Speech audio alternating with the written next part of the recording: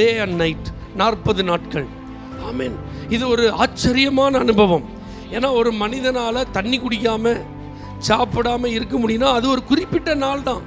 அதுக்கு மேலே அவனால் என்ன செய்ய முடியாது, பலத்தோட ஆக்டிவாக என்ன செய்ய முடியாது, இருக்க முடியாது. ஆனால் இந்த மனுஷன் நல்ல பலத்தோட ஆரோக்கியத்தோட ஆக்டிவாக என்ன செஞ்சிருக்கிறாரு, ஆண்டவர் பேசுகிறத கேட்டிருக்கிறாரு, அவர் பேசுகிறத பலகையில் எழுதியிருக்கிறாரு.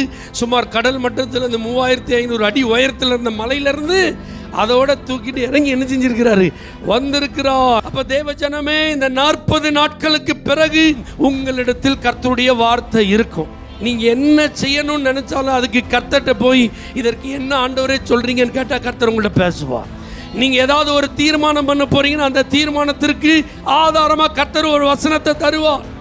நீங்க ஏதாவது ஒன்று துவங்க போறீங்கன்னா அதை துவங்குவதற்கு அல்லது இப்போ வேண்டாமா இதற்கான அறிகுறி அடையாளத்திற்கு ஒரு தேவனுடைய வார்த்தை உங்களுக்கு கிடைக்கும்.